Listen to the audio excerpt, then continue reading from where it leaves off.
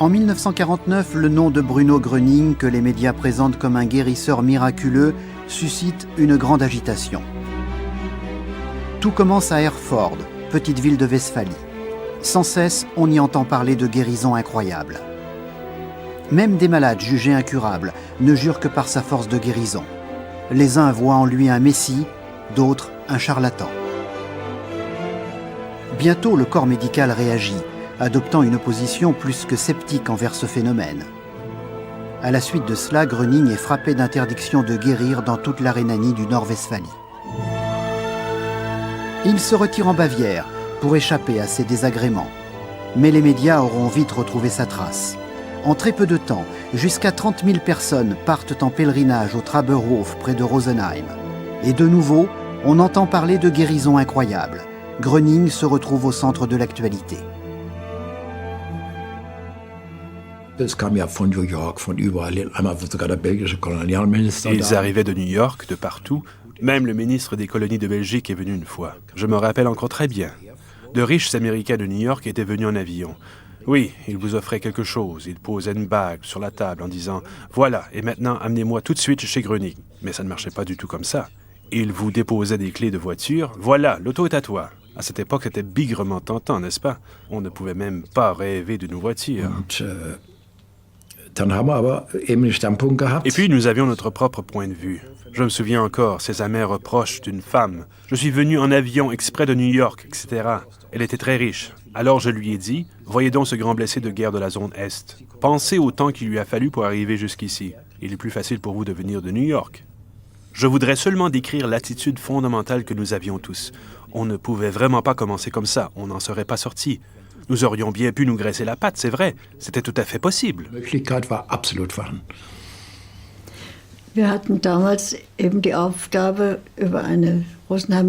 Nous étions alors chargés par un journal de Rosenheim de faire un rapport tout à fait neutre sur M. Gröning et aussi d'observer tout simplement ce qui se passait au Traberhof. Et le deuxième jour, on a soudain reçu l'ordre de faire un rapport plutôt sceptique, voire même négatif. Skeptischer, respektive sogar négatif zu berichten. Évidemment, Gröning est au centre des événements au Traberhof également. Les représentants de la presse arrivent en masse. Gröning se prête sans cesse à leurs questions. Mais une véritable campagne visant à détruire sa réputation fait suite au reportage bienveillant du début. Un journaliste, le comte Soltykov, se présente. Il a l'ambition de faire un reportage détaillé sur Gröning. Il demande à Gröning de faire son choix entre un rapport positif ou négatif. Il aurait rassemblé assez d'éléments pour les deux cas. Il exige 50 000 marks de Gröning pour renoncer à un reportage négatif. Gröning refuse. Soltykov met sa menace à exécution. C'est le début des grandes diffamations de la presse.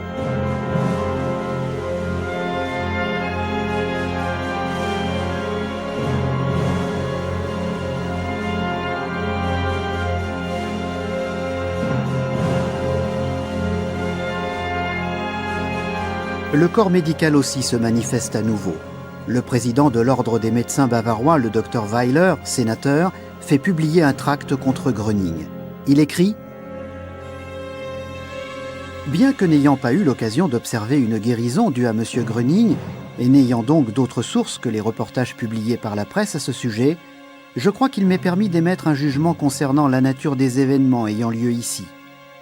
Des centaines de fois, durant les dernières années de la Première Guerre mondiale, j'ai eu l'occasion d'accomplir des guérisons similaires, apparemment miraculeuses. Des guérisons de troubles psychologiques sont également obtenues par des médecins, dans d'innombrables cas, sans qu'on en fasse toute une histoire et sans ameuter l'opinion publique.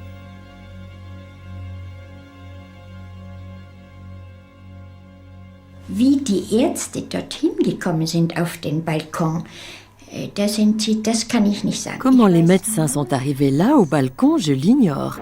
Je sais seulement que Gröning se tenait à distance d'eux en disant à son public en bas qu'il obtiendrait de l'aide malgré tout. Gesagt, sie werden schon Hilfe kriegen oder so ähnlich. Und dann auf einmal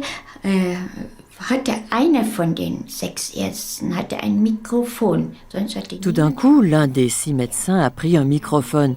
Personne n'avait de microphone sinon, mais lui, il en avait un. Puis il s'est avancé au bord du balcon et il a crié aux gens en bas « Qu'attendez-vous donc de ce charlatan ?» Il s'est terriblement emporté contre Gröning en disant qu'il fallait l'interdire.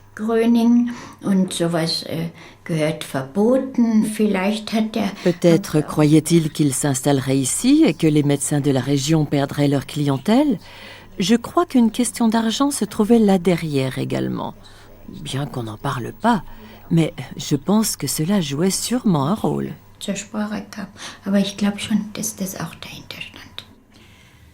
Les plus modestes craignaient pour leur subsistance, menacés par la guérison de ceux qui, pendant des années, leur avaient payé des honoraires. C'est clair qu'ils devaient le haïr. Voilà l'origine de tout cela. Aus dieser Tatsache und aus der ist das geboren worden. Das Gros der Ärzte war natürlich nicht glücklich bei dem Gedanken. La plupart des médecins n'étaient pas heureux naturellement à la pensée, si l'on peut dire, qu'il y ait maintenant quelqu'un qui n'ait qu'à regarder une personne et dire « tu es guéri ». Ils ont dit alors « ou il est fou, ou c'est un menteur ». Mais il n'était ni fou, ni menteur. Noch gelogen. War sich seiner Sendung bewusst. Il était conscient de sa mission et personne n'aurait pu l'en détourner. Il a montré que la guérison spirituelle est possible. Cela n'exclut aucune autre possibilité de guérison. L'homéopathie, l'acupuncture et toutes les autres possibilités de guérison existantes aujourd'hui, elles sont toutes valables. Mais pourtant, Gröning disait toujours « c'est Dieu qui guérit ». Der Gröning sagte doch immer « Gott ist der Heiler ». Même le film concernant Gröning, terminé entre-temps, subit de fortes attaques de la part du corps médical. Il déclenche une véritable tempête de protestations, imputable à diverses personnalités du département de santé publique, parmi lesquelles à nouveau le Dr Weiler. Pour justifier les objections émises, on évoque la crainte que chaque film sur Gröning n'entraîne de graves conséquences pour la santé, ainsi que des troubles d'ordre public. Au sujet des événements similaires de Herford, le docteur Lambrecht constatait déjà ceci. Il n'est pas étonnant que le corps médical s'attaque à un tel phénomène. De tout temps, il en a été ainsi. Si le Christ était là aujourd'hui, on lui défendrait d'agir exactement comme il y a 2000 ans. On exigerait de lui la preuve de sa compétence en tant que heilpraktiker. Les médecins sont tous restés les mêmes et ils n'ont rien appris. Il ne s'agit toujours que de concurrence et de jalousie.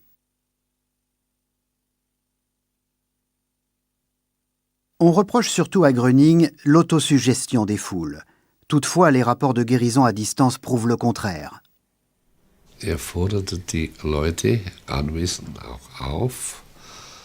Il invitait aussi les personnes présentes à penser à un proche, même si celle-ci n'avait elle-même aucune infirmité ni aucune maladie.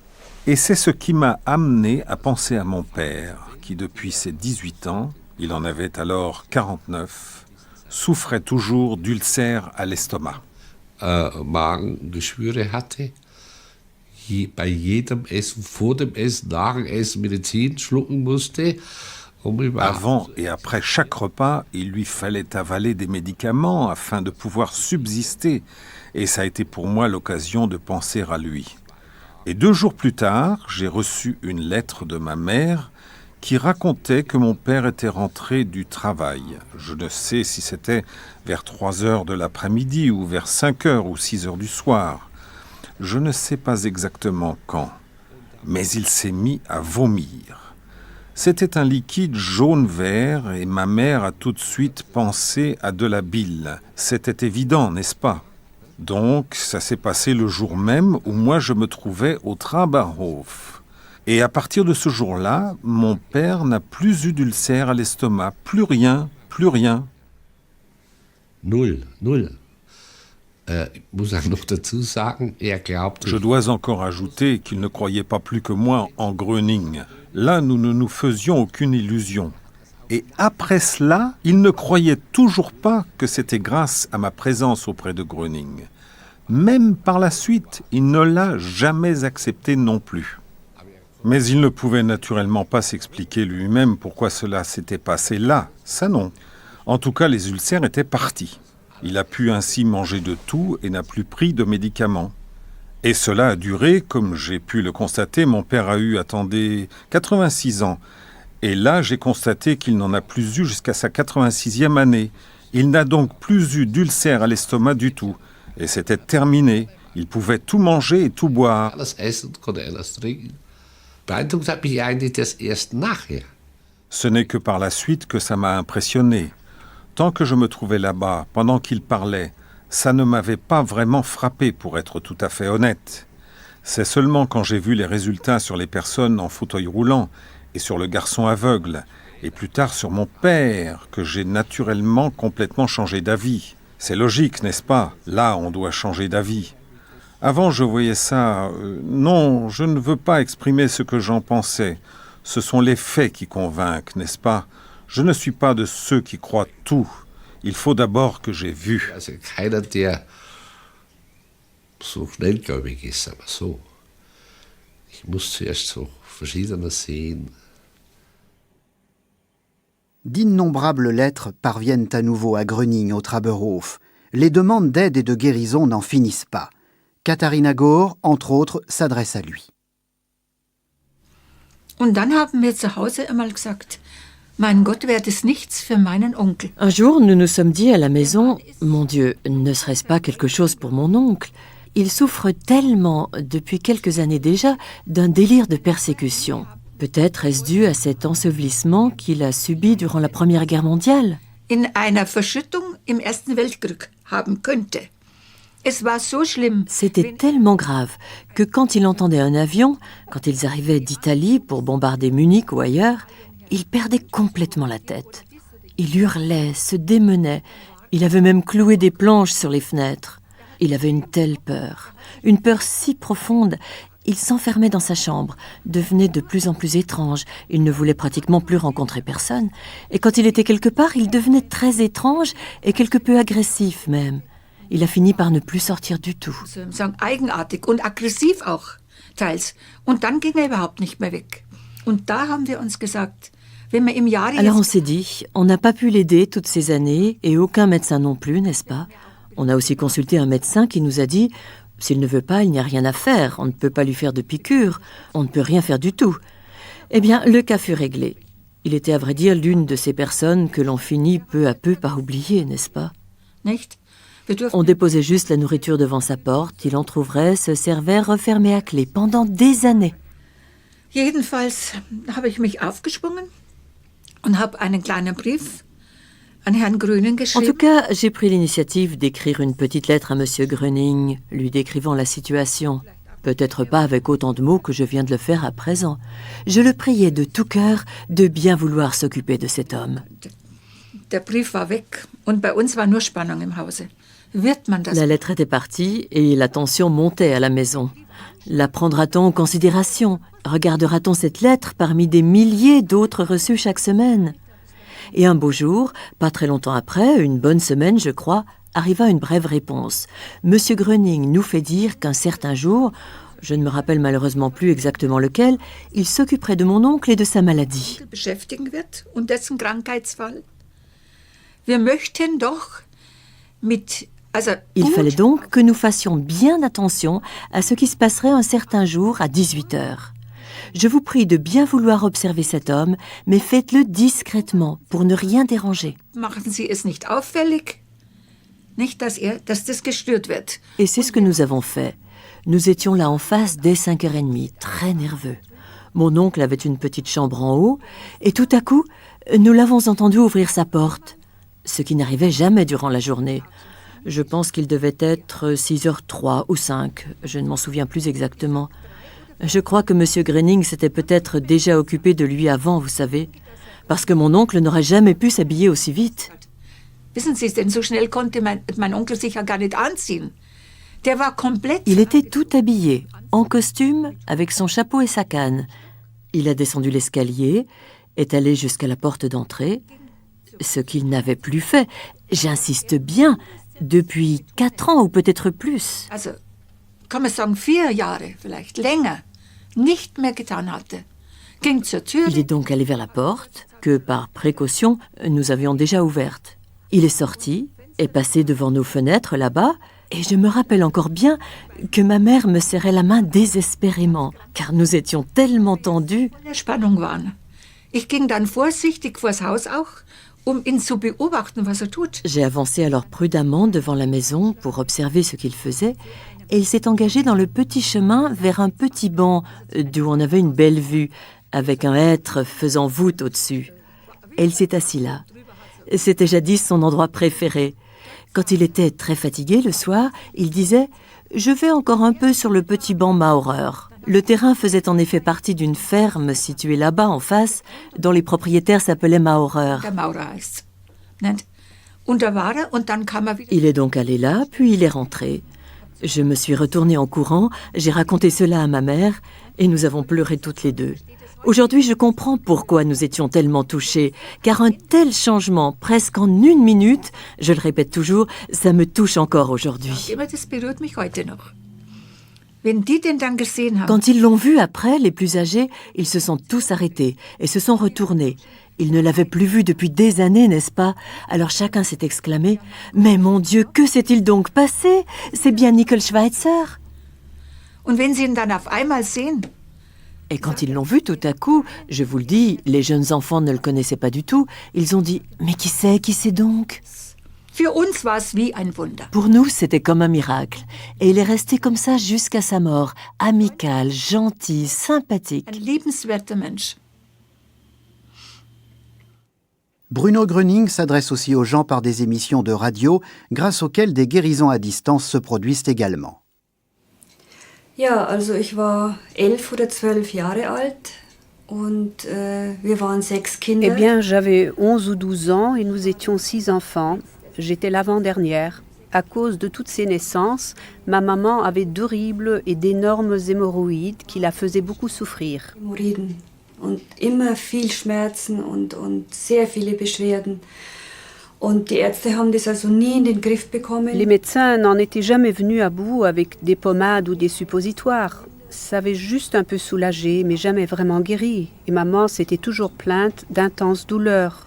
Und ich kann mich erinnern, wir hatten so ein ganz kleines Zimmerchen. Je me rappelle, on avait une toute petite chambre à côté de la cuisine et j'étais assise sur le divan. Je lisais un livre et maman était assise sur une sorte de petite table située sous la radio. Mes parents possédaient un vieux récepteur radio. Und ich habe nur so mit dem halben Ohr gehört. Et j'écoutais comme ça, d'une oreille, un certain Bruno Gröning parler à la radio. Maman écoutait très attentivement, fascinée. J'ai levé la tête et j'ai regardé maman. J'ai été frappée de voir qu'elle avait l'air très tendue et extrêmement concentrée, tout en écoutant très attentivement. Et la voix de Bruno Gröning est encore bien présente en moi. Il disait, je ne sais plus exactement, « Venez tous à moi » ou quelque chose comme ça. « Je vais vous aider ». C'était une phrase de ce genre. « Alle zu mir » oder so ähnlich. « Ich helfe euch ». Irgend so ein Satz war das. Und ich weiß nicht warum. Et je ne sais pas pourquoi, je regardais toujours maman qui était très tendue. Et soudain, son visage est devenu extrêmement pâle. Elle a sauté de la table et mon père est entré dans la pièce en disant « Qu'est-ce qui t'arrive ? Qu'est-ce qui t'arrive ?» Et maman a répondu « Je n'ai plus mal, je n'ai plus mal ». Je dois ajouter que ce jour-là, les douleurs avaient été particulièrement fortes. J'entends toujours maman dire « Je n'ai plus mal, je n'ai plus mal ». Et papa, qui était en quelque sorte, il ne savait pas du tout ce qui se passait. Et moi aussi, j'étais complètement stupéfaite parce que je savais que maman avait particulièrement souffert ce jour-là. Et à partir de ce moment, les douleurs avaient disparu. Ensuite, elle s'est fait réexaminer parce qu'elle-même n'arrivait pas à croire qu'elle était totalement libérée de ses maux. Son médecin de famille l'a examinée, l'intestin et à l'intérieur, là où se trouvaient ses hémorroïdes internes. C'était tout lisse, tout propre. Et tous ces nœuds avaient disparu. Alles sauber, diese ganzen Knötchen, alles weg. Meine lieben Heilungssuchenden, jeder Heilungssuchende kann nur empfangen, wenn er sich von seinem Leiden frei macht. Lassen Sie bitte von Ihrem Leiden ab. Und so sende ich Ihnen hier mit die Heilwelle, nehmen Sie sie auf, beobachten Sie Ihren Körper weiter, horchen Sie in Ihrem Körper rein, konzentrieren Sie sich darauf, was in Ihrem Körper geschieht. Es gibt vieles, das nicht erklärt werden, aber nichts, das nicht geschehen kann.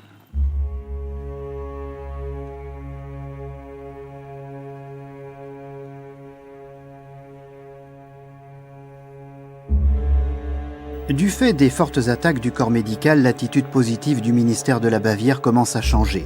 Comme à Herford, la situation devient de plus en plus délicate pour Gröning. Lui-même, qui ne désirait jamais ces rassemblements de foule suscitant les articles à sensation des journalistes, reconnaît que cela ne peut pas continuer ainsi. Pourtant, plus la situation devient critique pour Gröning au Traberhof, plus il y a de personnes qui lui offrent leur aide. Ja, dann tauchte ein Herr Meckelburg auf mit seiner Frau.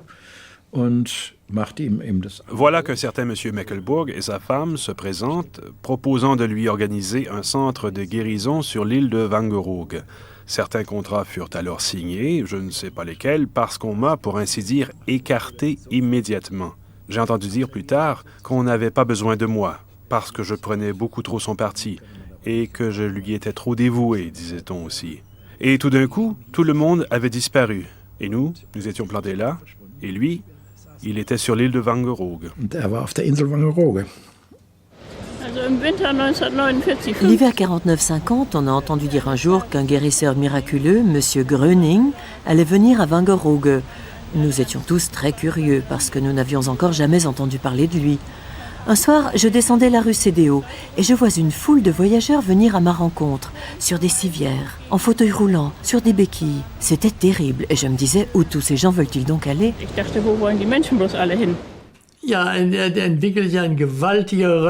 Oui, une énorme ruée s'était formée. Des centaines de gens affluaient à Wangerooge, de sorte qu'il a fallu rétablir la liaison par bac, la saison étant passée depuis longtemps. Et voilà que là, la vie reprenait. Otto Meckelburg organise des conférences avec Bruno Gröning en différents endroits à Wangerooge. En très peu de temps, il devient bien connu sur l'île aussi. Madame Janssen et sa mère sont là, à l'époque, dans une salle de cinéma, quand Gröning y fait un de ses discours. J'ai rencontré Bruno Gröning quand j'avais 5 ans. Je souffrais d'un très grave eczéma. J'avais des démangeaisons partout et j'essayais tout le temps de me gratter. Pas simplement gratter, mais je me griffais profondément la peau jusqu'à m'arracher des petits morceaux de chair.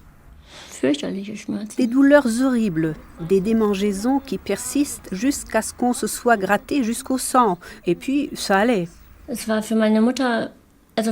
C'était aussi horrible pour ma pauvre mère, normal quand un enfant ne fait que pleurer et souffrir, et elle se raccrochait à tout ce qu'on lui proposait. Alors elle a entendu dire que Bruno Gröning allait venir, et que c'était un guérisseur miraculeux qui pouvait aider tout le monde. Eh bien, elle y est allée avec moi. Dans la salle régnait agitation et mécontentement, parce qu'il n'était pas encore là, que ça durait éternellement, qu'il avait été annoncé pour 20 heures et n'était pas encore arrivé à minuit. Alors nous nous sommes endormis sur les genoux de nos mères. Enfin, il est arrivé, et ça a été le silence total. Il a prié tous les invalides de monter sur la scène. C'était une scène de cinéma, et il fallait monter quelques marches. Et là, devant, ils ont vraiment laissé tomber leurs béquilles et ont mis de côté leurs chaises roulantes. Ensuite, ils sont montés et ils ont formé un cercle autour de lui. Et quand ma mère m'a prise sous le bras et y est allée, ils ont tous regardé avec indignation. Mais ils se sont écartés quand même. Bruno Gröning, qui était là au milieu, a demandé « Que voulez-vous? Vous ne croyez donc pas ?» Alors elle a répondu « Si je ne croyais pas à M. Gröning, je ne serais pas ici devant vous. » Et alors elle a vite retroussé mes manches en disant « Aidez mon enfant, c'est pour ça que je suis ici. » J'ai peur, je me suis dit « Oh mon Dieu !» Alors il s'est mis à genoux et se trouvait donc à ma hauteur. Je pouvais le regarder droit dans les yeux et je me suis calmée. Je me suis dit qu'il allait m'aider maintenant. Puis il a simplement passé ses mains sur moi et il a dit à ma mère « Rentrez tranquillement chez vous. Votre enfant est en bonne santé, mais demandez à votre médecin de vérifier dans 15 jours. » Et nous sommes rentrés à la maison. Pour la première fois, j'ai dormi toute la nuit d'une seule traite. Et j'aurais bien encore dormi toute l'après-midi, sans bouger mes bras, sans les gratter. Eh bien, 15 jours plus tard, ma mère m'a emmenée chez le docteur et il a pu le confirmer. Ça avait vraiment disparu.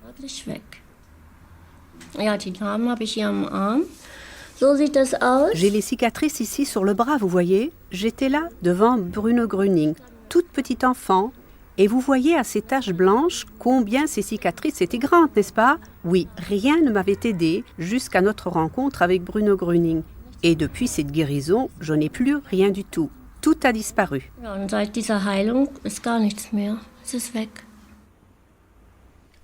Ich erlebte, das war in Wangerooge, dass da ein Lehrer ankam mit einem Gigant. C'était à Wangerooge. Un jour, j'ai vu arriver un instituteur qui marchait difficilement à l'aide d'une canne. Il est allé trouver Gröning. Gröning lui a dit quelque chose et a pris sa canne. Et puis, ce qui m'a justement étonné à l'époque, c'est qu'il a étendu son bras, le droit, et qu'il a brisé la canne sur son bras. Puis il a dit à l'instituteur « Vous n'en aurez plus besoin ». Le lendemain, cet instituteur est reparti par le même train. Je crois qu'il allait à Aurich, je ne sais pas. Soudain, je l'ai aperçu 2 wagons plus loin. Je me suis naturellement dirigé vers lui, en lui disant tout content « Comment allez-vous maintenant ?» « Très bien, dit-il, tout est parti. » Il marchait à merveille et n'avait plus mal au dos. Tout était merveilleux. Mon beau-père, qui était médecin-chef d'un hôpital d'ici, disait toujours « Il y a des choses entre le ciel et la terre que nous aussi, médecins, ne pouvons pas expliquer. » Et il avait bien raison.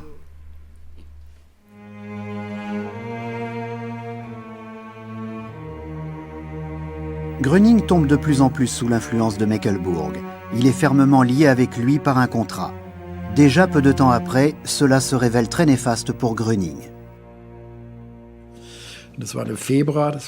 C'était au mois de février, je me souviens bien. Je suis allé là-bas. J'avais l'argent pour l'aller, pas pour le retour. Et l'hôtel où il était s'appelait Gare aérienne, car il se situait près de l'aérodrome de l'île de Wangerooge. J'arrive et je vois M. Cruz, là, tout seul, personne d'autre à part lui. Alors je me suis adressé à lui et il m'a dit « Eh bien, il ne comprenait pas lui non plus ce qui se passait. Alors je lui ai dit « Où est-il? Il faut que je parle à Bruno. » « Oui, dit-il. Il est à la campagne quelque part, près de Carolinensiel. Meckelbourg est parti avec lui là-bas et ils y font des guérisons. » Oui, et puis il s'est avéré que M. Meckelbourg encaissait de l'argent partout, de grosses sommes même, en promettant que Bruno viendrait. Bien sûr, je n'ai pas compris tout de suite que c'était un escroc. Au fond, extérieurement, il donnait l'apparence de quelqu'un de tout à fait normal. Il avait peut-être un air suffisant, quand on y pense. Mais comme je l'ai déjà dit, il a même dupé mon beau-frère. Il lui a emprunté des milliers de marks et ne les a jamais rendues, jusqu'à ce qu'il s'avère que c'était justement un escroc. Je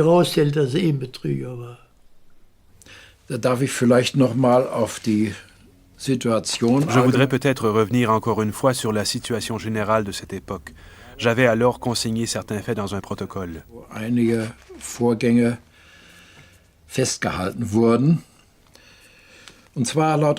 Par exemple ceci. Selon les déclarations d'un aubergiste qui était à la gare Carolinensiel, les méthodes de chantage de ce manager étaient bien connues. On m'avait donné le nom d'un minotier qui m'a confirmé personnellement que cet homme avait exigé de lui une somme de 500 marks, juste pour être admis à une consultation chez M. Gröning. Il s'était déclaré prêt à payer 200 marks, mais cela lui avait été refusé, 500 marks étant exigées une nouvelle fois. Là-dessus, il avait porté plainte auprès de la police criminelle de Wittmund, qui en a pris bonne note.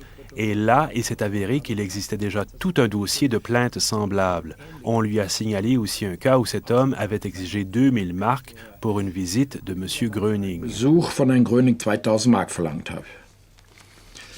De plus, on lui aurait aussi entendu dire des choses telles que « Gröning est mon meilleur cheval à l'écurie. J'avais 1,5 million avant et je vais en avoir 3 fois plus. Gröning file droit comme je le veux, de gré ou de force. Kuhlmann prend trop le parti de Gröning et lui est trop dévoué. » zu ergeben. Ich traf dann Bruno Gröning. J'ai alors rencontré Bruno Gröning avec tous ceux qui l'accompagnaient, ainsi que son manager, à la gare de Karlinensiel avant qu'ils ne partent en bateau. Et dès qu'ils m'ont vu, ils l'ont tout de suite éloigné de moi. Sobald ich also in Sicht kam, wurde sofort von mir isoliert. Il n'a fait que passer un instant près de moi et m'a soufflé « Sortez-moi de là ». Puis il a disparu et il est devenu inaccessible pour moi. Meckelbourg, à l'encontre de qui diverses plaintes ont été déposées entre-temps, se retire à Mittenwald avec Gröning. Il compte y établir un centre de guérison. Ich hatte eine gute Freundin, das war die Maria Laffenthaler. J'avais une bonne amie qui s'appelait Maria Laffenthaler. Elle m'a raconté ce qu'elle avait vécu. Elle avait été à la recherche de Bruno Gröning durant 3 semaines et elle l'avait enfin trouvé à Mittenwald. Stand vor dem Haus und der Herr Meckelburg hat Elle était devant la maison et M. Meckelbourg lui avait ouvert en lui disant « Monsieur Gröning n'est pas ici. Il n'est pas là, il fallait qu'elle reparte. Et puis, à propos, dit-il, vous devez payer au moins 300 marks pour vous présenter devant lui. Es ist 300 Mark bezahlen, wenn Sie zu ihm vor wollen. Und sagte, ich habe kein Geld. Alors, elle a dit, je n'ai pas d'argent, mais j'attendrai ici jusqu'à ce qu'il arrive. Elle ne s'est pas laissée faire, et elle a attendu dans le couloir. Monsieur Meckelbourg n'était pas content. Und wartete im Flur. Das war dem Herrn Meckelbourg nicht recht. Nach 5 Minuten... 5 minutes plus tard, la porte s'est ouverte en haut. Monsieur Gröning est descendu auprès d'elle et lui a dit « Suivez-moi donc ». Elle a eu ainsi le bonheur de passer 3 heures avec lui, de vivre une expérience merveilleuse et de recevoir de l'aide également, sans dépenser un sou. Und sie hat mir gegenüber des Öfteren erwähnt. Elle m'a souvent fait remarquer ceci. De quel genre de gens Bruno Gröning s'entoure-t-il? Ils exigent l'argent pour eux-mêmes. Elle savait exactement maintenant que M. Gröning ne recevait absolument rien de cet argent et que seul Meckelbourg se remplissait les poches. Et elle en a été tellement outrée. Das hat sie so empört. Les affaires louches d'Otto Meckelbourg nuisent considérablement à la réputation de Bruno Gröning également.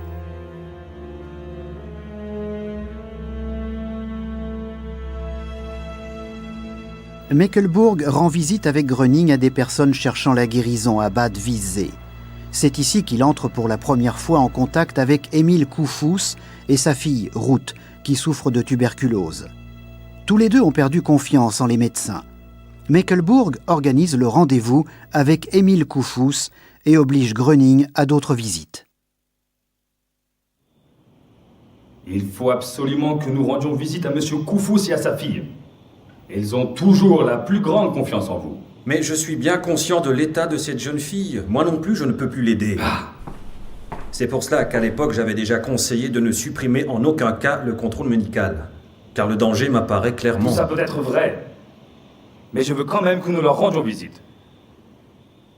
Souvenez-vous donc de notre contrat. Si malgré tout vous refusez de m'obéir, je porterai plainte contre vous pour rupture de contrat. Et cela peut vous coûter beaucoup d'argent, mon cher. Je ne le risquerai pas si j'étais vous. Je vous garantis que je réclamerai une somme élevée pour rupture de contrat. Je pense que nous nous sommes compris.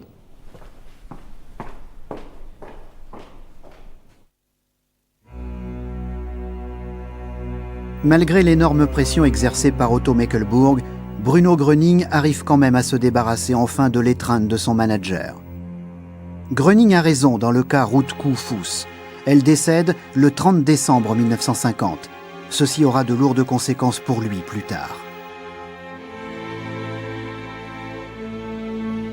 Peu après, Gröning reçoit une offre d'un Heilpraktiker nommé Eugen Enderlin. Il propose à Gröning de mettre son cabinet à sa disposition afin qu'il puisse donner des conférences sur la foi, ici sous contrôle médical.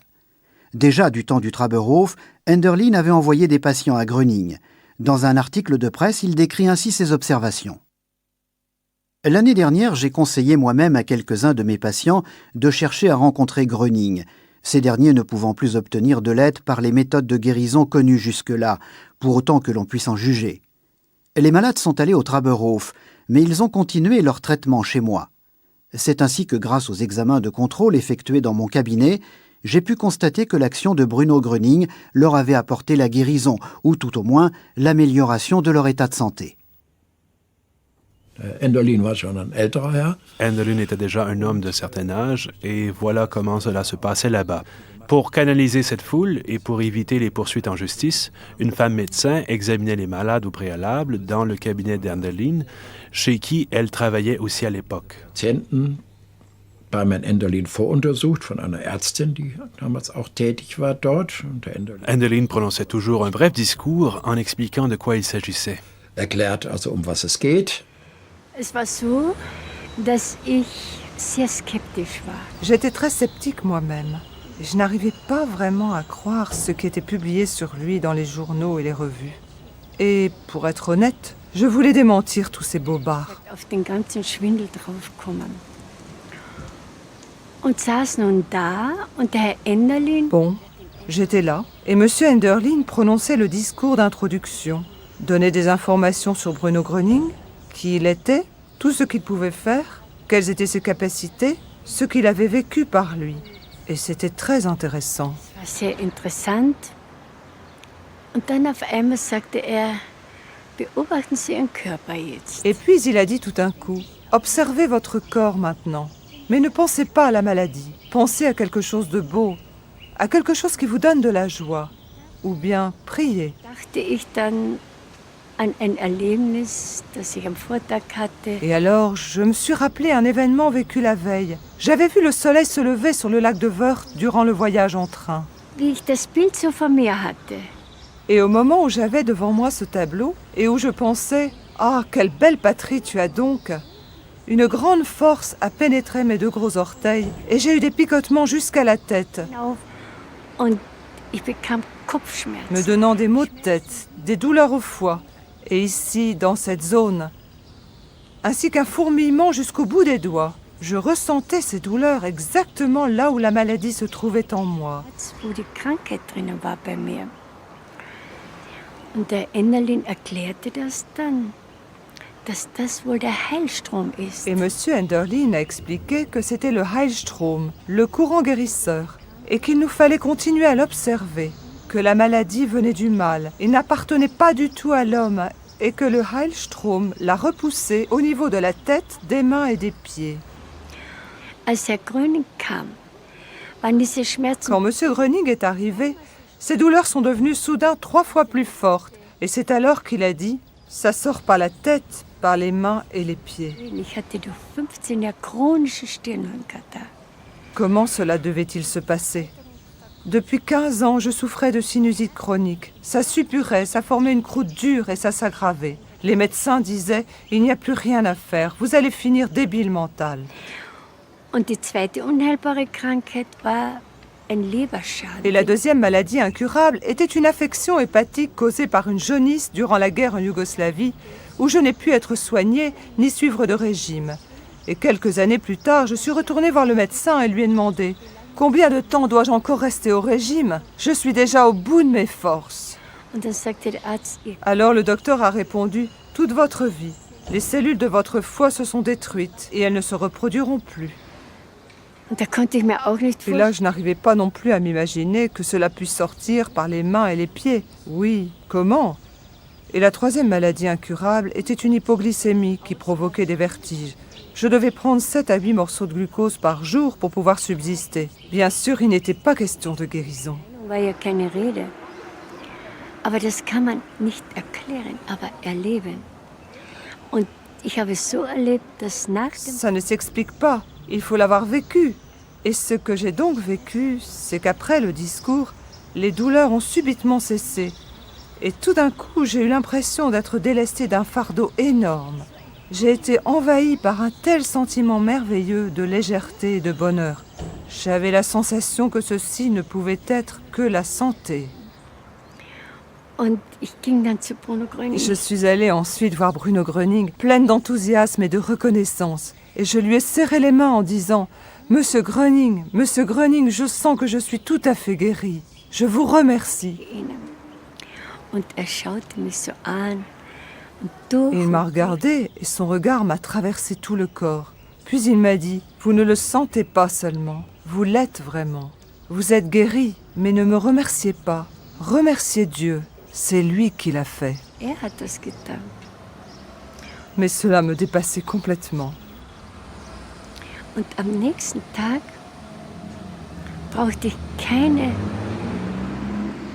Le lendemain, je n'avais plus besoin de comprimés.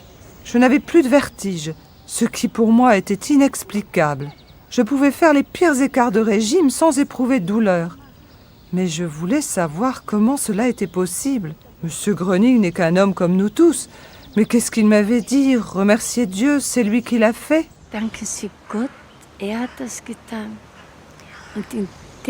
Et à ce moment-là, j'ai su que Dieu existait. Je suis restée en bonne santé et ainsi toute ma vie a changé. Par reconnaissance, Grete Häusler deviendra une proche collaboratrice de Gröning. Il n'y a eu aucune récidive des anciennes maladies ici non plus.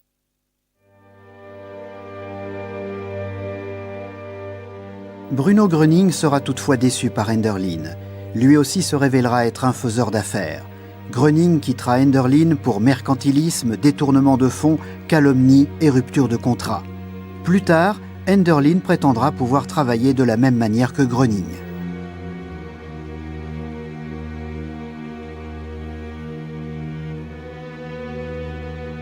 Un certain Dr Trampler, qui organisait des conférences pour Gröning au début, prétendra plus tard être également guérisseur. On cite même dans un journal la phrase suivante: « Bruno Gröning n'est qu'un enfant de cœur par rapport à moi. »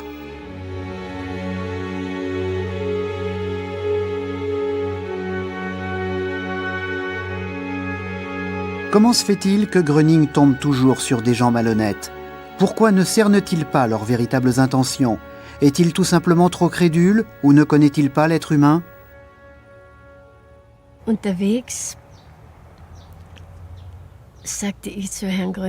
Sur la route, j'ai dit à M. Gröning, « Je vous souhaite une chose à l'avenir, c'est de ne plus avoir d'ennemis et de pouvoir agir en paix, sans avoir personne contre vous. » Dass niemand gegen sie ist.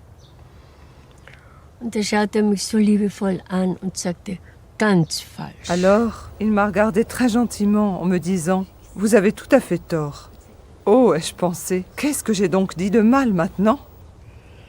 Ich lass ganz bestimmte Puis il m'a dit, « Il faut que cela se passe comme ça. Je laisse venir à moi certaines personnes et je les laisse approcher tout près de moi.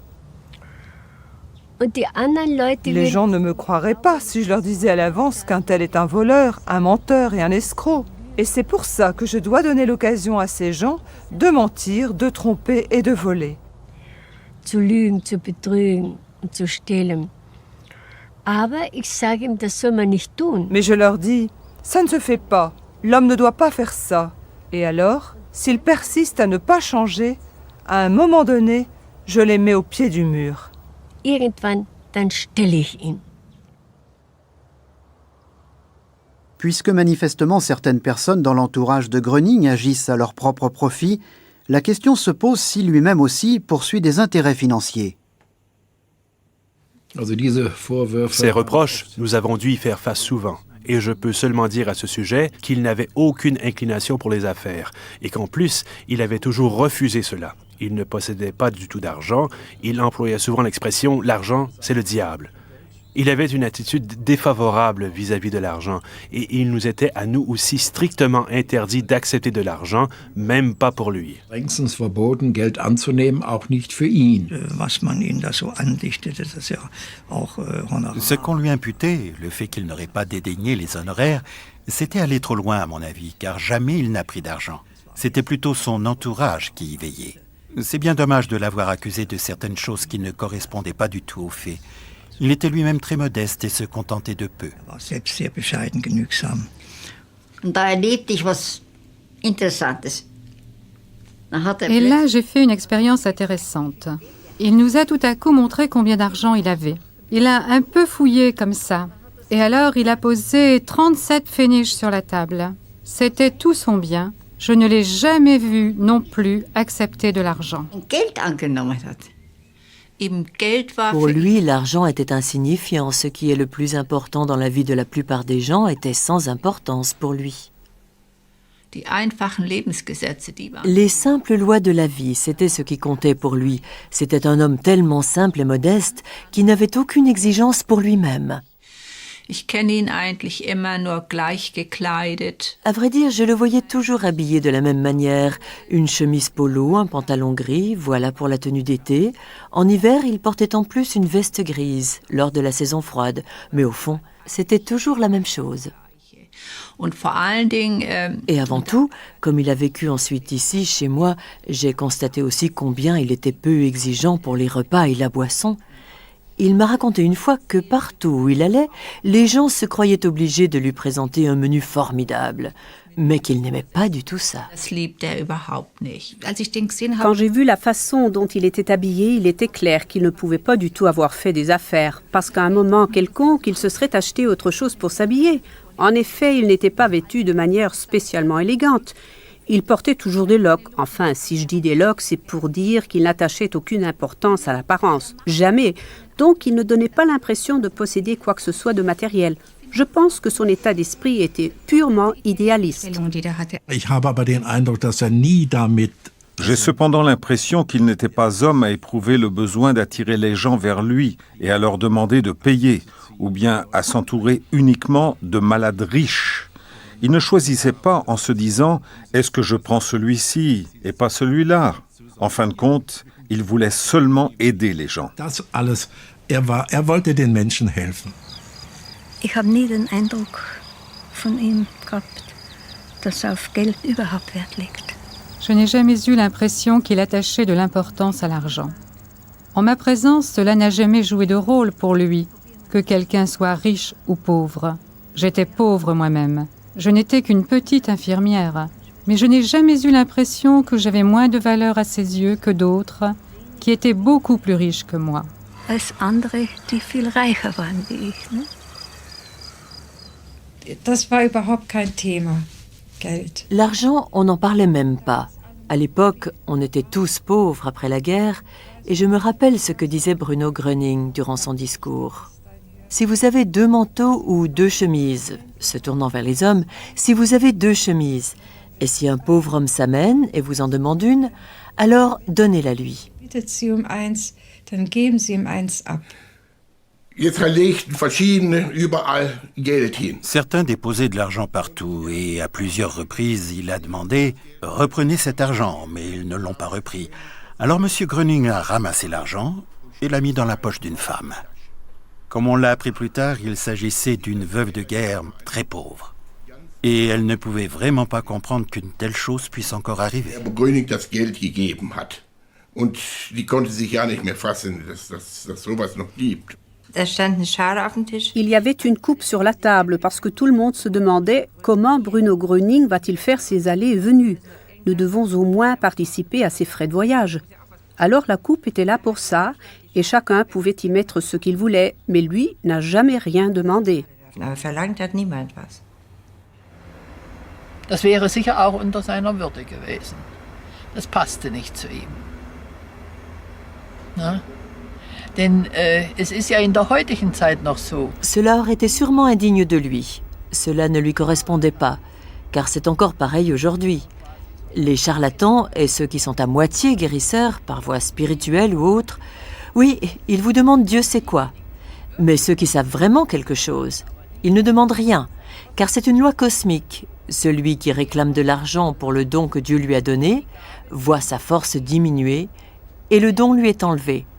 Car cela ne vient pas de lui, mais par lui. Das kommt ja nicht aus ihm, sondern durch ihn.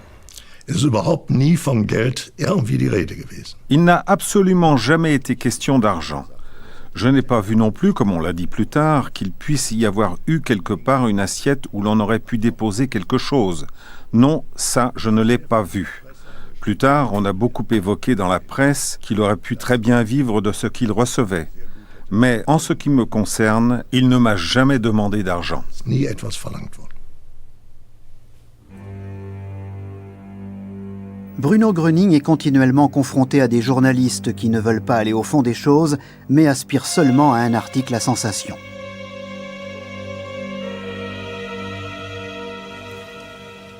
Die Familie Kellner hat mir dann später diesen Pavillon. Quelque temps après, la famille Kellner m'a montré ce pavillon ici, en me disant que M. Gröning avait travaillé très souvent à cette table-là. Und es gibt ein wunderschönes Bild. Et il y a une très belle photo de Bruno, assis là dans le pavillon, le chien à ses côtés. Und es gibt eine Illustrierte. Und da ist so ein Bild. Il y a eu un magazine qui s'est servi d'une telle photo pour un article, et en fait, voici grosso modo ce qui était écrit. C'est ainsi que Bruno Gröning avait la vie belle sur la côte d'Azur dans le midi de la France. Il dépensait, dilapidait de cette manière les dons des plus pauvres parmi les pauvres. So verprasst und verwendet. Ich war so empört über diese Lüge und diese Verleumdung. Ce mensonge et ces calomnies me mettaient hors de moi. Et là, j'ai compris que bien d'autres choses que l'on avait dites de lui étaient tout aussi mensongères. Il fut calomnié jusqu'à la fin. J'ai également été témoin d'autres choses qu'ensuite la presse avait déformées. Et c'est pourquoi aujourd'hui ce pavillon me rappelle cela. La presse ne présente pas seulement une image déformée de Gröning, mais aussi des caricatures. Ses guérisons sont tournées en ridicule. Manifestement, on ne recule devant aucune diffamation ni calomnie.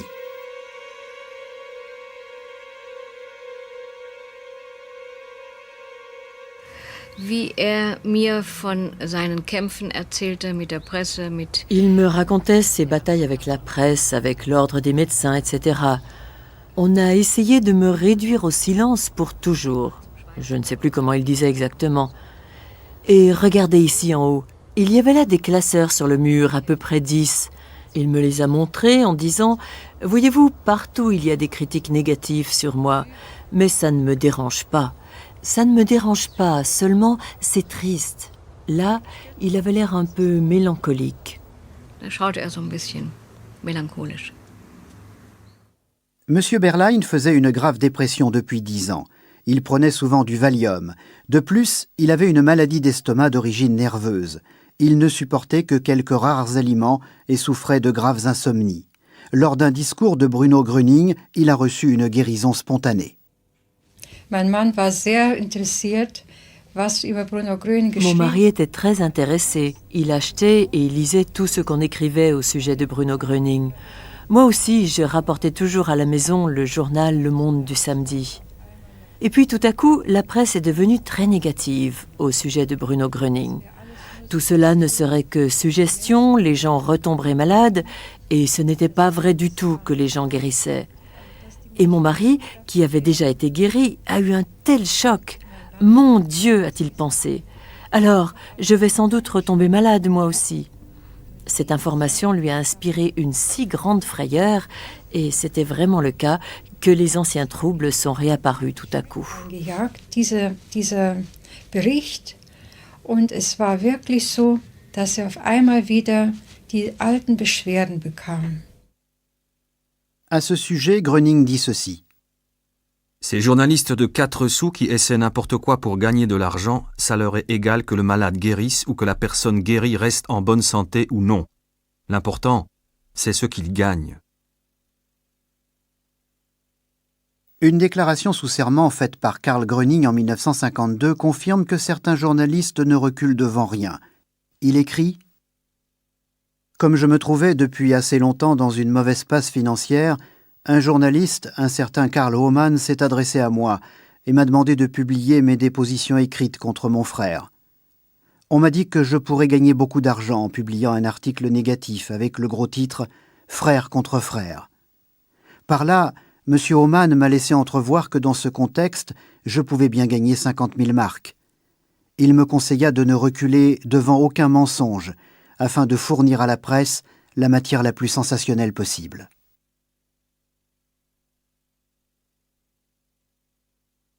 Aujourd'hui, je regrette infiniment que cela ait pu se passer ainsi, comme je regrette aussi que mes affirmations méprisantes et fausses d'autrefois aient énormément nui à la réputation de mon frère Bruno. Par la présente, je retire toutes les fausses accusations que j'ai portées à l'encontre de mon frère Bruno. Puis-je vous resservir? Volontiers. Oh, que c'est long. Ça fait pourtant au moins une demi-heure qu'on a commandé. Mais alors, aujourd'hui on a bien le temps. À votre santé. Santé. Santé. À votre santé. Dis Fritz, as-tu entendu dire qu'on va lui faire un procès à ton Gröning? Qu'est-ce à dire mon Gröning? J'ai seulement été impressionné. Et tu es tombé dans le panneau d'un charlatan. Qui aurait imaginé ça? Il avait pourtant l'air vraiment sympathique. Au moins toute la supercherie sortira maintenant. Dès le début, j'ai dit qu'il ne voulait faire que des affaires. Ben oui, on peut se tromper. Peut-être fait-on aussi du tort à cet homme. On n'a encore rien prouvé. Vous verrez, il sera sous les verrous dans 2 ou 3 mois au plus tard. Il n'ira pas bien loin.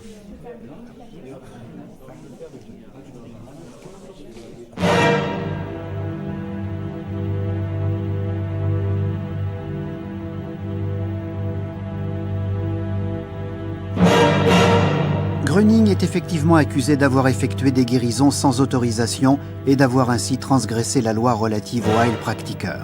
Les informations se bousculent en 1951-1952 quand on apprend qu'on va lui intenter un procès.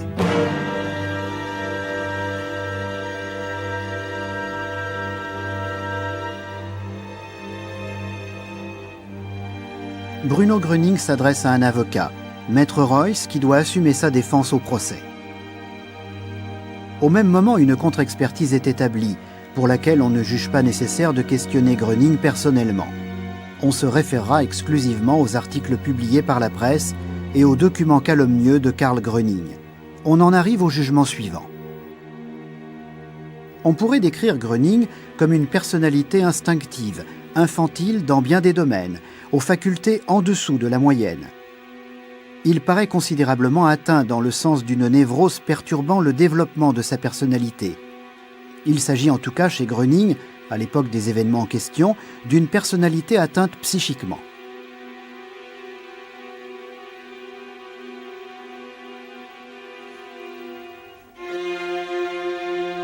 C'est au tribunal de Munich que Gröning doit répondre pour la première fois aux accusations d'exercice illégal de la médecine. Il est acquitté en première comme en seconde instance le 19 mars 1952. Durant l'audience d'appel, l'acquittement fut certes confirmé, mais seulement pour cause d'erreur excluant sa culpabilité, c'est-à-dire qu'on lui accordait le fait qu'il ignorait avoir transgressé la clause relative aux Heilpraktiker.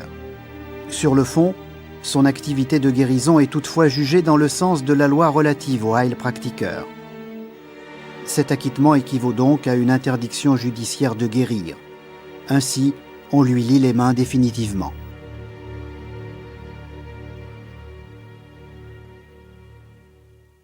Contraint par les circonstances et pour pouvoir enfin agir librement, Bruno Gröning se décide contre son intention première à devenir Heilpraktiker.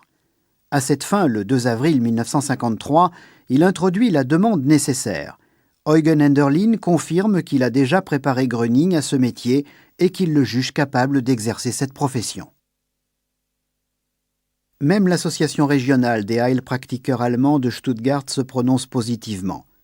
Nous confirmons que M. Bruno Gröning a, suivant son désir, été contrôlé sur ses connaissances pour obtenir l'autorisation officielle d'exercer en tant que Heilpraktiker. Nous les jugeons suffisantes et n'émettons aucune réserve en ce qui concerne son admission comme Heilpraktiker. Mais la demande de Gröning est refusée le 12 août 1953.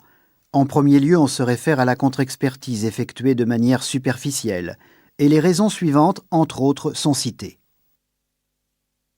Il ne possède pas la fiabilité morale nécessaire à l'exercice d'une profession de la santé. Il manque à votre mandant, par suite de sa faiblesse mentale et psychique, l'aptitude nécessaire à l'exercice de cette profession.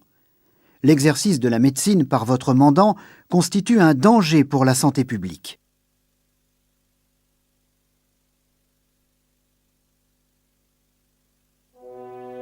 En conséquence, le 22 novembre 1953, Gröning fonde l'association Gröning. À l'avenir, il limitera ses activités à celles de conférencier, prononçant des discours sur la foi. Il aspire surtout à œuvrer dans un cadre ordonné et il espère obtenir de l'association une certaine protection. Des personnalités connues le soutiennent, telles que le comte Zeppelin, le comte Matuschka et la baronne Annie Ebner von Eschenbach. Il a acquis un grand respect auprès de beaucoup de gens. Par gratitude, on veut l'aider dans sa situation difficile.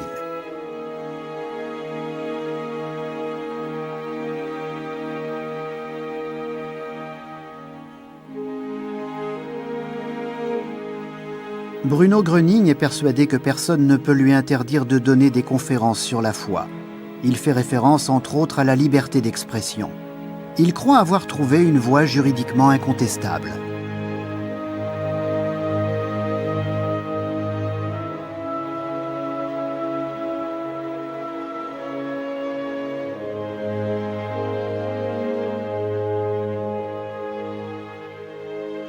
Gröning fonde ce qu'on appelle des communautés. À présent, il s'adresse aux gens dans un cadre plus restreint. Il aspire surtout à offrir à ceux qui cherchent aide et guérison la possibilité de se convaincre de son enseignement. Fréquemment, des locaux privés sont mis pour cela à sa disposition. Il y a bientôt des réunions régulières dans toute l'Allemagne. Ainsi, Madame Tide du Schleswig rencontre Gröning et est guérie de pénibles états d'angoisse. Elle fait l'expérience d'autres guérisons également. Dann sind wir in einen großen Saal reingegangen. Ich weiß nicht, wie viele Menschen drin waren, 200, 200. Alors nous sommes entrés dans une grande salle, je ne sais pas combien de personnes s'y trouvaient, 200, 250, je ne saurais plus le dire. En tout cas, la salle était comble. Bruno Gröning est arrivé et a fait un discours. Enfin, juste avant qu'il commence à parler, on a encore transporté un homme que l'on a couché au fond de la salle, car il ne pouvait pas marcher seul. Und er wurde hinten im Saal hingelegt. Er konnte alleine nicht gehen. Je ne sais pas combien de temps a duré le discours, entre 1h30 et 2 heures. Puis, après la conférence, Bruno Gröning a traversé la salle, en passant dans les rangs, et en demandant de ci, de là aux personnes « Comment allez-vous ? Comment vous sentez-vous ? Et vous ? Comment vous sentez-vous ici ?»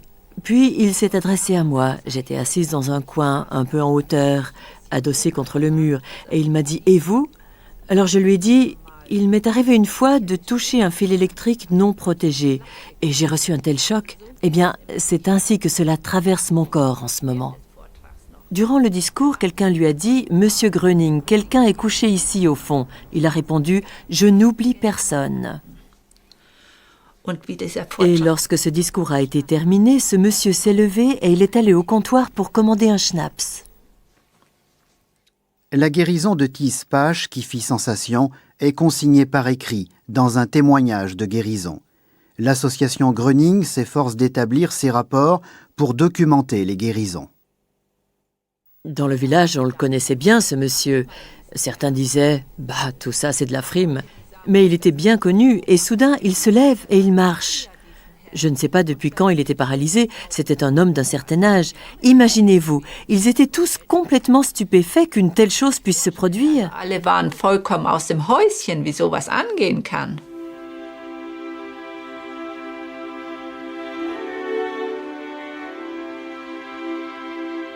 Peu à peu, Madame Tide devient une collaboratrice de l'association Gröning. Elle le reçoit parfois chez elle durant ses déplacements.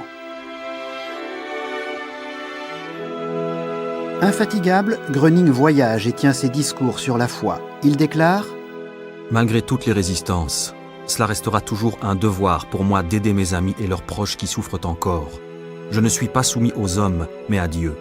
Il n'existe pour moi aucune loi humaine qui puisse me l'interdire. À mes yeux, il n'existe qu'une seule loi, et c'est la loi divine. »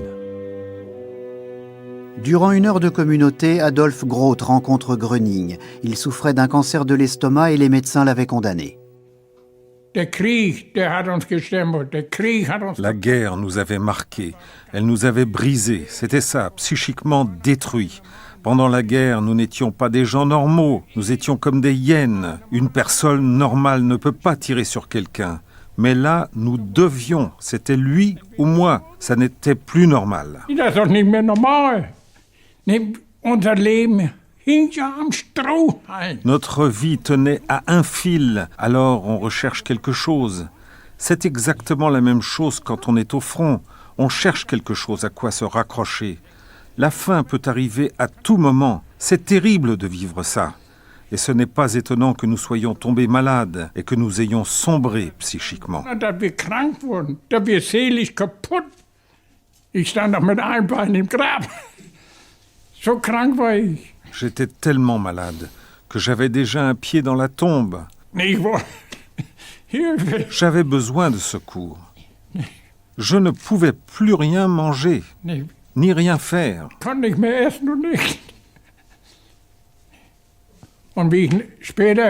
Et comme je l'ai appris plus tard, c'est mon médecin de famille qui l'a dit, j'avais un cancer de l'estomac. Et puis nous y sommes allés. Je ne sais plus exactement comment cela s'est passé. Je crois que nous étions plusieurs. Alors nous y sommes allés et ce fut une délivrance. Une délivrance pour nous et pour tous ceux qui y étaient.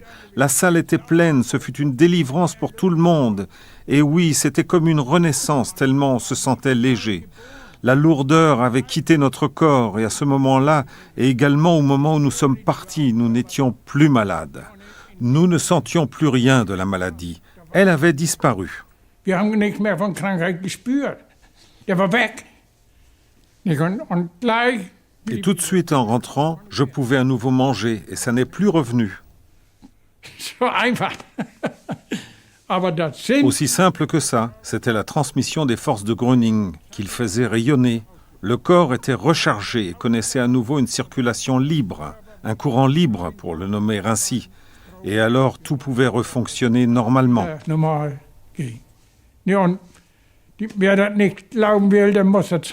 Et celui qui ne veut pas le croire, il n'a qu'à laisser tomber. Mais ma foi à moi, personne ne peut me la prendre. C'est mon point de vue. Je l'ai acquis autrefois, je l'ai encore aujourd'hui, et je vis bien avec. Je me fais vieux. Je suis vieux, ou bien je deviens vieux. Comment m'exprimer ?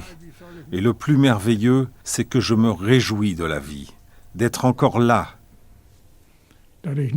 et encore en bonne santé.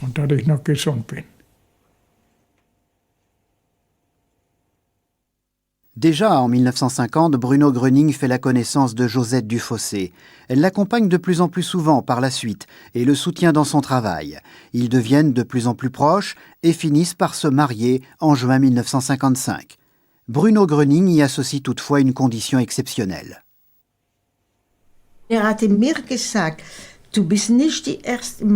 Il m'avait dit, tu ne seras pas la première dans ma vie. Les malades passent avant. Et tu sais ce que tu as à faire. Soit tu pars, soit tu restes et tu acceptes. Je lui ai dit que je restais. Et c'est ainsi que j'ai vécu avec les malades. Je me suis mise en réception moi aussi. Oui, c'était ça mon destin. Das war für mich das Schicksal. Ja. Und wir waren sehr viel unterwegs. Und sehr oft abends hatte Nous étions fréquemment en route. Et le soir, il avait très souvent des connaissances ou des amis, tout un cercle d'amis.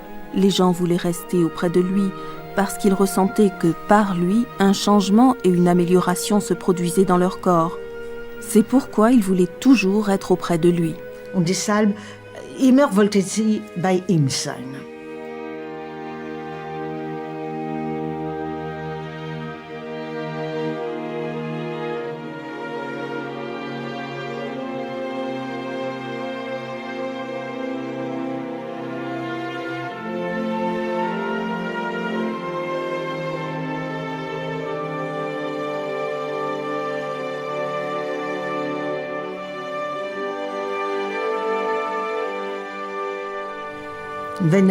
Quand une femme ou un homme venait lui dire « Monsieur Gröning, j'ai des douleurs ici », il se retournait en demandant « Où avez-vous des douleurs ?»« Oh, je n'en ai plus. » C'était comme ça. Et il était parti. Et il regardait comme ça. Eh bien, ça s'est si souvent produit. « Monsieur Gröning, aidez-moi, mon dos, mon dos. » Dans le dos, là derrière ? Mais je n'ai... Ça avait cessé tout d'un coup, c'était parti. Et il ne demandait pas « Qui êtes-vous? D'où venez-vous ?» ou si vous étiez un tel ou un tel. Rien. Il faisait demi-tour et il disparaissait.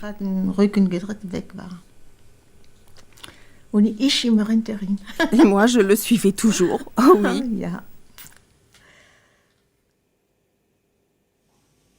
Ich weise Sie darauf hin, liebe Freunde. Jeder Mensch hat es nötig, Gott zu ersuchen, dass ihn wieder auf den Weg zurückführt, der wirklich von Gott so bestimmt ist. Und so rufe ich Sie, so rufe ich jeden zu, halt. So du wahrgenommen, dass dieser Weg, den du eingeschlagen, dass dieser Weg nicht der richtige, niemals der gute, sondern nur der ungute ist, dann halte. Dann gehe nicht weiter diesen Weg. Ich sage, auf zur großen Umkehr. Vertraue und glaube. Es hilft, es heilt die göttliche Kraft. Folge du dem alle zu folgen. Und dieser eine ist und bleibt Gott selbst, liebe Freunde, dem wir zu folgen haben. Denn das Unheil schwindet erst dann, so der Mensch sich selbst, das heißt wieder mit Gott verbindet. Glauben Sie an das Gute. Glauben Sie an das Göttliche. Glauben Sie an Gott. Schenken Sie Ihren Körper wirkliche Beachtung. Lösen Sie sich von allem Bösen. Nehmen Sie die gute göttliche Kraft in sich auf. So werden Sie nicht was, sondern das wahrnehmen, dass das Böse aus Ihrem Körper schwindet.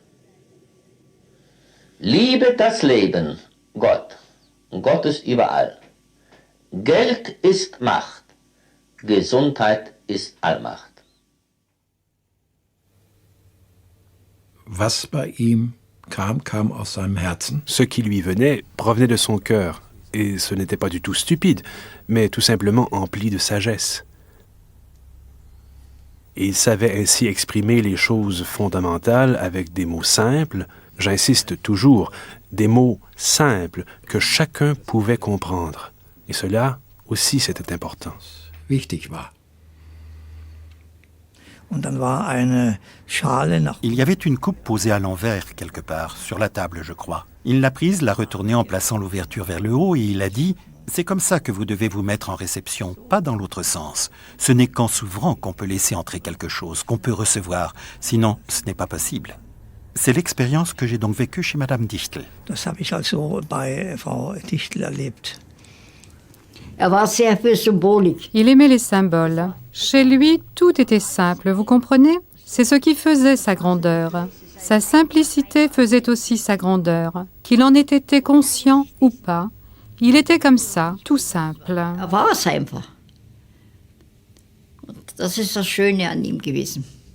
C'était ce qui était beau chez lui. Il ne s'est jamais vanté, non, ça je ne l'ai pas entendu. Il était, comme on dit, de condition modeste, vu de l'extérieur. Mais Jésus, lui aussi, n'était qu'un charpentier. Qu'est-ce que ça peut faire? Ce n'est pas cela qui détermine la personnalité.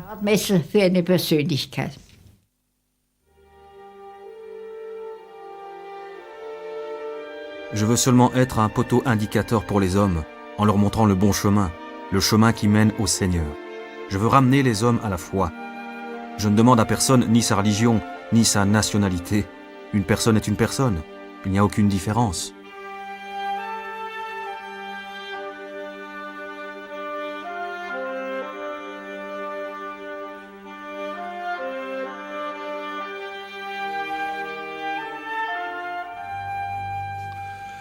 Ja, gläubiger Mensch war ich schon immer, auch vor Bruno Gröning. Oui, j'ai toujours été croyant, même avant Bruno Gröning.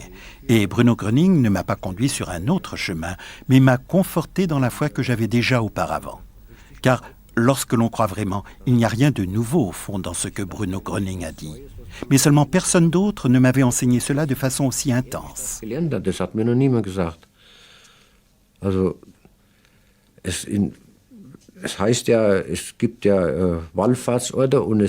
Eh bien, il existe des lieux de pèlerinage et d'autres où se trouvent des reliques, ou bien où quelqu'un a été sanctifié. Et parmi les gens qui y sont allés, certains ont recouvré la santé. Je savais bien que cela existait. Mais que Bruno Gröning ait ce pouvoir, qu'il ait cette force, qu'il puisse me l'amener chez moi, dans mon salon, ça je ne savais pas. Et il nous l'a montré. Dass Bruno Gröning diese Macht hat, diese Kraft hat, das mir in die Wohnstube zu bringen, das habe ich nicht gewusst. Und das hat uns gezeigt. Bruno Gröning exprime ainsi la vision qu'il a de lui-même. Je ne sais pas grand-chose. Je ne sais pas plus que ce que les hommes ne savent plus aujourd'hui. Je ne veux être qu'un indicateur. Je ne suis qu'un petit, un minuscule instrument de Dieu. Et s'il vous plaît, ne dites jamais que je vous ai guéri. Non, je ne suis qu'un petit intermédiaire, pas plus. Un minuscule transformateur. Celui qui a reçu l'aide, c'est Dieu qu'il doit remercier. Moi, je ne suis rien. Notre Seigneur est tout. On n'a pas non plus besoin de ma présence pour obtenir l'onde curative. Cela n'est pas lié au corps. Freunde von uns hatten uns eingeladen. Des amis nous avaient invités et j'avais seulement entendu dire qu'il y avait là un guérisseur. Je trouvais ça très bien et nous y sommes allés. J'y suis allée avec de fortes douleurs à l'estomac, car cela faisait des années que je souffrais de maux d'estomac. An Magenschmerzen. Wir saßen dann in diesem sehr schönen Raum mit Nous nous trouvions alors dans cette très belle pièce avec 15 à 18 personnes environ, toutes des connaissances du baron Napourov et de son épouse. Nous attendions Gröning et nous avons attendu assez longtemps. Il était en retard. hat sich verspätet. Nach etwa einer Stunde ging's Telefon. Environ 1 heure plus tard, le téléphone a sonné et la baronne est sortie. Elle est rentrée aussitôt en disant « Eh bien, Bruno Gröning est déjà à Munich et il est déjà en pensée dans cette salle. Il va arriver dans quelques minutes. » In diesem Raum und wird in ein paar Minuten kommen. Gut. Jetzt waren alle sehr gespannt, das hat man gespürt. Bon, tout le monde était très tendu alors, ça on le sentait. Et quelques minutes plus tard, j'ai remarqué que mes douleurs à l'estomac avaient disparu. Und ich hatte jahrelang sehr starke Magenschmerzen. Et j'avais très mal à l'estomac depuis des années, presque tous les jours. Et également de très violents maux de tête. Et tout était d'origine nerveuse. Bedingt. Oui, les douleurs à l'estomac, je ne les sentais plus, avant même que Gröning ne soit entré dans la salle. In den Raum trat. Ich sah dann plötzlich an der Tür eine Gestalt. Alors tout à coup, j'ai aperçu une silhouette près de la porte. Je ne l'avais pas entendu entrer. J'étais déjà guérie et je n'ai plus jamais eu de douleur à l'estomac. Nach ungefähr einer Stunde war dieser Heilprozess. Environ 1 heure plus tard, cette réunion était terminée. Il est allé dans la salle d'à côté et mon ami s'est approché de moi et m'a demandé « Comment vas-tu donc maintenant ?» J'étais très fatiguée tout d'un coup et j'avais très mal à la tête. Kopfschmerzen. Da sagte sie, dann geh mal ins Nebenzimmer. Alors elle a dit « Eh bien, va dans la chambre à côté et allonge-toi sur le divan. » Ce divan se trouvait au centre de la pièce. C'est ce que j'ai fait, et j'ai vu que Gröning était assis derrière un paravent avec 2 autres personnes. J'étais donc couchée là, et presque aussitôt, voilà qu'il était à côté de moi. Il m'a dit « Comment allez-vous » Je lui ai répondu « J'ai tellement mal à la tête. » Ensuite, il m'a dit « Alors, je fais toujours comme ça. » Donc il était là, à peu près où sont mes jambes, et il a dit « Alors, je fais toujours comme ça. » Et il m'a demandé ensuite « Et maintenant, comment allez-vous » J'ai dit « Eh bien, il faut d'abord que je m'assoie. » Je me suis redressée en secouant un peu la tête, comme ça, et les maux de tête étaient partis. Die Kopfschmerzen waren weg. J'avais eu tant de maux de tête ou de migraines. Je n'en ai plus jamais eu. Mehr bekommen. Meine Mutter, die war früher sehr, sehr krank. Die hatte Asthma und offene Beine. À l'époque, ma mère était très très malade. Elle souffrait d'asthme et d'ulcères aux jambes. Et elle a appris par quelqu'un qu'un certain Monsieur Gröning venait là-bas, à Essen, et qu'il avait la capacité de l'aider, elle aussi. Elle y est allée 1 ou 2 fois, je ne sais plus combien, et tout à coup, elle est revenue guérie. Und kam auf einmal geheilt wieder. Also ich hatte schwer Asthma. Es war Herz-, Nerven- und Bronchialasthma. Eh bien, je souffrais sérieusement d'asthme affectant le cœur, les nerfs et les bronches. J'allais tout le temps chez la doctoresse. J'ai aussi changé de médecin. Mais personne ne pouvait me soulager. Personne n'arrivait à me libérer. Et c'était tellement grave. Mon mari pense que ça a duré 7 ans. Je ne sais pas exactement si c'était 4, 5 ou 6 ans. Et je continuais toujours à avoir des crises d'étouffement. Il me fallait prendre des médicaments extrêmement forts ainsi que des gouttes. Mais tout cela n'a servi à rien. Et j'avais toujours des crises d'étouffement. Elles étaient tellement graves. Seul mon mari peut en témoigner. Je courais d'une fenêtre à l'autre. Et c'était affreux, je ne pouvais plus respirer. C'était comme si mon cou était étranglé par une corde. C'était si grave que je ne peux décrire à personne ce par quoi je suis passée. So schlimm kann ich gar niemand beschreiben, was ich durchgemacht habe. Als ich bei Bruno Gröning war, Quand je suis arrivée chez Bruno Gröning, j'ai tout de suite senti, car ça fourmillait à travers tout mon corps, que là il se passait quelque chose. Et alors je me suis sentie très bien. als ich mich verabschiedet hat gesagt, bleiben Sie so wie Sie sind. Quand j'ai pris congé, il a dit « Restez tel que vous êtes. Et en rentrant maintenant, vous allez avoir l'impression que c'est encore pire qu'avant. Et ensuite, il y aura une réaction et tout rentrera dans l'ordre. » Ist alles wieder in Ordnung. Und so war's. Ich war zu Hause. Et il en fut ainsi. De retour à la maison, je me suis assise dans mon grand fauteuil en cuir, comme auparavant, et je n'arrivais pas à dormir. Les douleurs étaient tellement atroces que j'ai crié à mon mari « C'est encore pire maintenant !» Et puis, ça a été fini. Tout à coup, ça a été fini. Et depuis, j'ai été en bonne santé pendant toutes ces années, ces nombreuses années. Je n'ai plus eu d'asthme. Asthma nichts mehr gespürt. Le rapport de guérison de Madame Wilhelms a lui aussi été consigné par écrit. Elle témoigne sous serment de ce qu'elle a vécu dans son propre corps.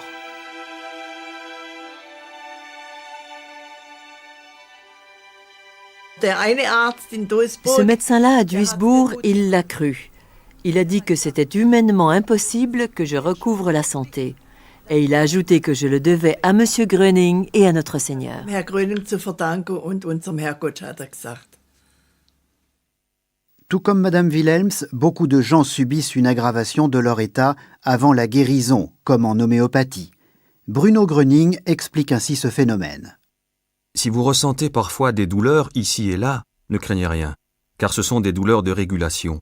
Là où régnait le désordre, la santé doit se frayer ce chemin et y œuvrer le temps nécessaire, jusqu'à ce que l'organe malade soit à nouveau rétabli.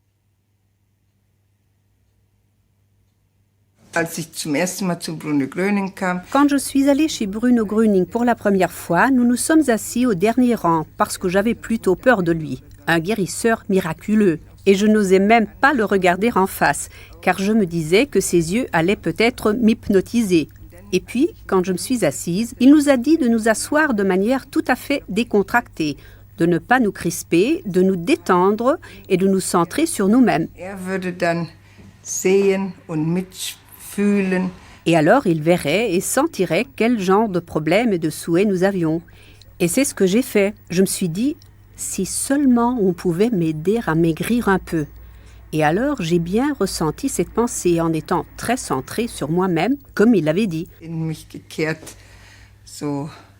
Durant quelques minutes, tout était très calme. Lui aussi était très calme et tous les autres aussi. Et puis, à partir de cette soirée-là, j'ai effectivement peu à peu maigri, disons quelques grammes par jour. À 17 ans, je pesais 80 kilos. Et 2 ans après, à 19 ans, je ne pesais plus que 60. J'ai donc perdu 20 kilos en 2 ans, sans régime, sans manger moins. Au contraire, 1 an plus tard, quand ma mère a constaté que j'avais tant maigri, elle me mettait toujours un peu plus de beurre sur la tartine, parce qu'elle croyait que j'étais malade. Elle m'a même envoyé voir le médecin. Le médecin disait que j'avais tout avantage à avoir maigri. Mais bien sûr, je ne lui ai pas dit que j'étais allée chez ce guérisseur miraculeux Gröning, mais je sentais dans mon fort intérieur que c'était bien lui qui m'avait aidé. Gröning war nicht, aber mein inneres Gewissen sagte mir, dass der tatsächlich geholfen hat. Ne? Beim ersten Zusammensein mit Bruno Gröning. Lors de ma première rencontre avec Bruno Gröning, j'étais encore nouvelle et tellement sceptique. Et l'essentiel pour moi était de ne pas me faire hypnotiser ni subir de suggestions. Quand il s'agit de force spirituelle, il faut faire bien attention. Da muss man ja aufpassen. Ich hatte nämlich ein Erlebnis. En effet, j'en avais fait l'expérience lors d'une séance publique quelques années plus tôt. J'étais montée sur la scène et on m'avait hypnotisée. J'ai eu mal à la tête longtemps après. Et je me suis juré ceci à l'époque, jamais plus. Mais quand j'ai ressenti le Heilstrom, le courant guérisseur, ici, j'ai reconnu que c'était tout autre chose et que cela n'avait rien à voir avec l'hypnose. Das hat mit Hypnose nichts zu tun. L'hypnose est une force suggestive. Et ce n'est pas ce qu'il avait. C'est une vibration de guérison qui émanait de lui, et non pas ce « tu dois » comme en hypnose. Non, non, non, ça n'a rien à voir avec ça. Damit gar nichts zu tun. War absolut gegen Hypnose. Il était absolument contre l'hypnose. Ah non, absolument jamais ça. Jamais non. Il disait qu'il n'avait pas le droit d'enlever aux gens leur libre arbitre. Non, jamais. Nein, niemals. Das bei ihm muss man nur fühlen. Avec lui, il fallait toujours simplement ressentir. Quand il venait, il fallait ressentir, oui. Bruno Gröning dit « L'hypnose, c'est le mal. L'être humain ne doit pas y avoir recours. Je n'exerce aucune suggestion. Chacun a son libre arbitre. » L'exemple de Madame Diller illustre cela très clairement. Une fois, j'ai vécu quelque chose de très impressionnant. J'étais alors chez mon amie, seule avec elle dans sa résidence. Nous avons causé, puis nous avons joué à des jeux de patience. Tout était calme, et c'était une journée très chaude.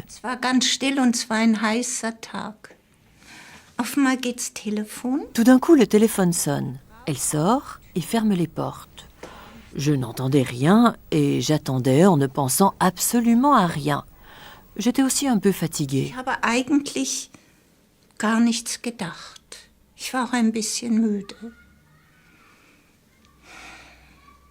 Plötzlich merke ich ein leises Kribbeln. Soudain, j'ai remarqué un petit fourmillement dans la plante des pieds et ça montait de plus en plus, tout doucement.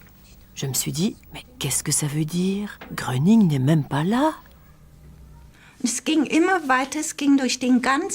Ça continuait, ça passait à travers tout mon corps, par les mains, les bras et les mains. Je n'arrivais plus à tenir les cartes en éventail, comme ça.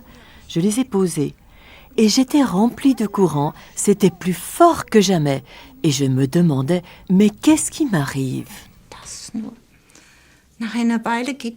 Au bout d'un moment, la porte s'ouvre et mon ami entre en disant « Tu as le bonjour de Bruno Gröning, il vient de téléphoner et il te dit bonjour. » Je n'avais même pas pensé que ça pouvait être Gröning. Einmal gedacht, das könnte Gröning sein. Ich habe Heilungen erlebt, und zwar ganz eigenartige. J'ai vécu des guérisons, certaines même très étonnantes. Nous étions alors à Klagenfurt et j'ai dit « Je dois malheureusement vous quitter, je suis de service de nuit. » Et il a dit « Bon, je vous accompagne. » Il a descendu avec moi les 2 étages et m'a accompagné jusque dans la rue. Je ne sentais plus les marches sous mes pieds. C'était tellement léger. Dass ich die Stufen berühre, es war so leicht. Unten hat er mir meine beiden Hände genommen. En bas, il m'a pris les mains en me disant « Maria, je vais vous en donner beaucoup aujourd'hui. » Je l'ai remercié de cela, j'étais très heureuse. Et je suis tout de suite allée à l'hôpital dans le service où je devais travailler. Là, une patiente est venue à ma rencontre. Je lui ai pris les 2 mains et elle m'a dit « Mon Dieu, comme je suis heureuse. Mon Dieu, comme je suis heureuse maintenant. » Gott, bin ich glücklich. Mein Gott, ich bin jetzt so glücklich. Und sie sollte am nächsten Tag operiert werden. On devait l'opérer le lendemain et je devais la préparer pour l'opération. Elle continuait à répéter « Je suis tellement heureuse ». Et j'ai dit alors « Allez voir le médecin-chef et demandez-lui de vous réexaminer avant l'opération ». Et le médecin-chef l'a fait. Il est allé chercher le médecin-chef de service et le lendemain, elle a pu rentrer chez elle, guérie. Elle avait une tumeur et après, on a constaté qu'elle n'en avait plus. Am nächsten Tag durfte sie gesund heimgehen. Sie hatte einen Tumor. Dann wurde keiner mehr festgestellt.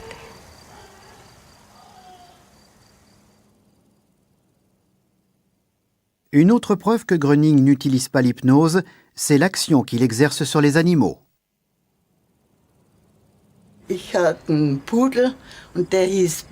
J'avais un caniche qui s'appelait Baby et qui était très gravement malade. Nous avons consulté plusieurs médecins et ceux-ci l'ont dit condamné. Nos amis nous ont dit alors que je devrais téléphoner à Gröning car il pourrait nous aider. Et c'est ce que j'ai fait. Alors il m'a dit au téléphone, vous tenez le combiné dans la main gauche. Et c'était vrai. In der linken Hand und das war auch so. Und wenn Sie den Hörer aus der Hand legen, dann... Et quand vous poserez le combiné, vous caresserez votre chien 3 fois en descendant de la tête jusqu'à la queue. Et il guérira. D'abord, il va encore beaucoup vomir et il aura de la diarrhée. Il sera très faible. Mais il va guérir, me dit-il. Aber wird gesund werden, hat gesagt. Und das ist auch eingetroffen, ne? Et c'est ce qui est arrivé. Et il a encore vécu longtemps. Il avait eu la maladie de Stuttgart. À l'époque, il n'y avait encore aucun remède contre ça. Mais Gröning l'a bel et bien guéri. Aber der Gröning hat ihn eben geheilt. Bruno Gröning a une relation étroite avec les animaux et la nature tout entière. Il dit « L'homme est allé si loin dans son art, dans son savoir et ses capacités, qu'il serait effectivement capable de détruire tout ce qui est naturel. Celui qui croit pouvoir se passer de la nature, que le Seigneur a faite si belle ici pour nous humains, celui-là devrait s'en aller où il veut. Là se trouve la faute. Là se trouve tout. Voilà ce qui manque à l'homme, la nature. Retournez à la nature. Retournez à notre Seigneur.